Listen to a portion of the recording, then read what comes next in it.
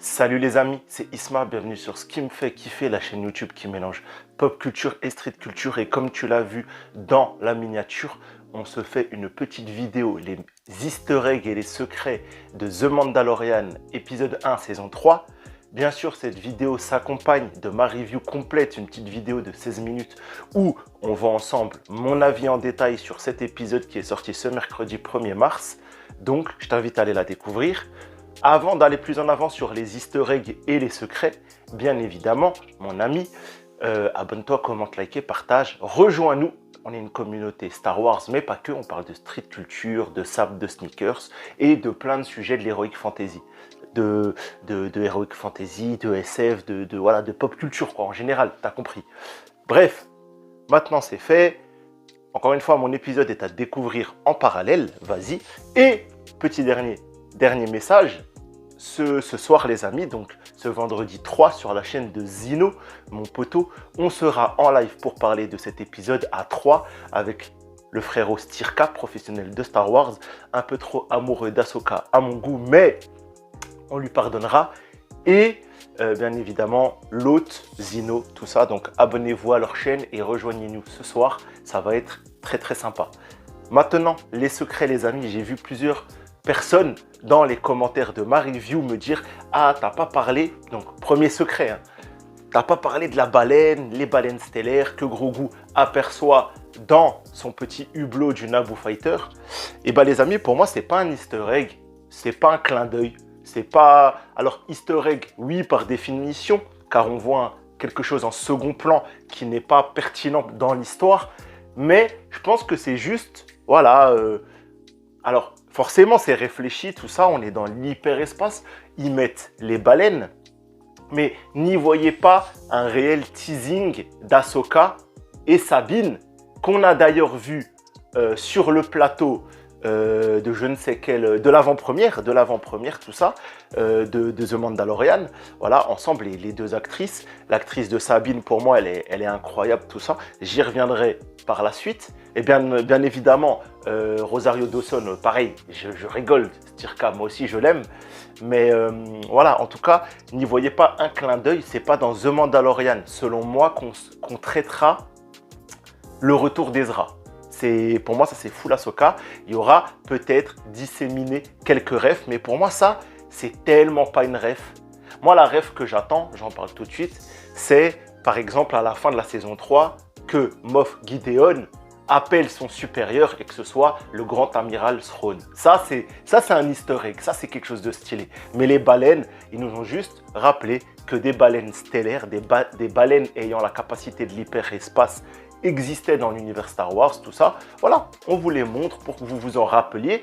Et ceux qui ne connaissent pas, bah, ils ne savent même pas ce qu'ils ont vu, les gens qui ne connaissent pas Rebels. Parce que je rappelle que c'est quelque chose de Rebels. Tu vois, les baleines, on les voit dans Rebels 2 fois. Une fois dans la saison 3 ou 4 et après dans le final de la 4, d'où la disparition d'Ezra et Thrawn. Bref, ça a un peu spoilé Rebels, j'espère que tu as vu. Sinon, mon ami, tu es vraiment en retard dans ce que Star Wars nous offre de meilleur. Donc, vas-y tout de suite. On continue. Deuxième easter egg. Après, là, c'est de l'interprétation, t'en feras ce que tu veux. J'ai l'impression que Rick Fujiwara, il m'excusera le bonhomme, je mettrai son nom là par respect, parce qu'on ne se trompe pas de nom, ça se fait pas.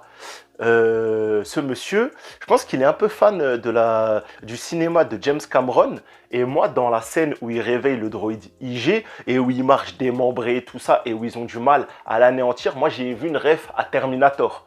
Voilà. Le T1000, le T8000, le T800, j'ai toujours un problème. Non, le T800, je crois. Le T8.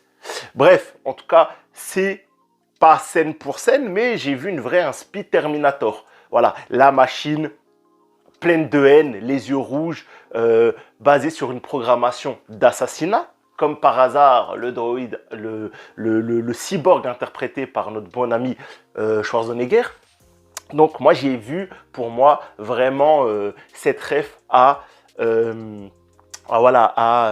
Terminator, les robots de Skynet, tout ça. Vous me direz, vous, en commentaire, si oui, non, peut-être. Là, c'est libre d'interprétation. Mais il y a un petit truc, franchement, tu es obligé de voir la ref. La plus grosse des rêves de l'épisode, selon moi bien évidemment, et je m'en excuse, dans ma review, j'avais dit qu'il me semblait que la planète sur laquelle allaient Din et Grogu, la planète du système de l'empire colonial mandalorien, était Kraunust, donc la planète où il y a le château du clan Vrain. Je me suis trompé. Il dit le nom de la planète, c'est une autre planète. Du coup, c'est pas Kraunust, c'est... voilà, pareil, je mettrai le nom là parce que je ne l'ai pas exactement en tête. Mais en tout cas, c'est pas ça. Mais on a une autre planète du système Mandalore avec un peu le retour à l'idée, au design art féodal, les châteaux, tout ça. Donc ça fait très plaisir. Encore un petit retour sur ce qu'on voyait dans Rebels. Pour moi, Rebels a offert les meilleurs arcs sur Mandalore, peut-être meilleurs que Clone Wars. Après, ça, c'est les appréciations de chacun. Je te dirai pas que j'ai raison ou que tu as raison si tu penses l'inverse. Mais en tout cas, voilà. Le château du clan Kryze, peut-être, ou un château dans lequel, notre bon ami Bo-Katan s'est installé. Voilà, c'était très sympa. Un château vide, donc elle est enfin sur le trône. Dommage qu'il n'y ait personne avec qui, tu vois, voilà, il n'y a personne dans ce trône, dans ce palais. Elle est la dirigeante d'elle-même, c'est déjà bien. Et par contre, alors ça, j'y reviens dessus. J'avais dit, oui, écoutez bien la sonorité du thème de cet échange. Il y a le thème de Sabine, le thème Mandalore Star Wars Rebels. Moi, encore une fois, les amis, ça me laisse penser que Sabine Vrain n'a pas été castée pour rien. Sabine Vrain n'est pas un personnage à prendre à la légère. Sabine Vrain est très importante. Voilà.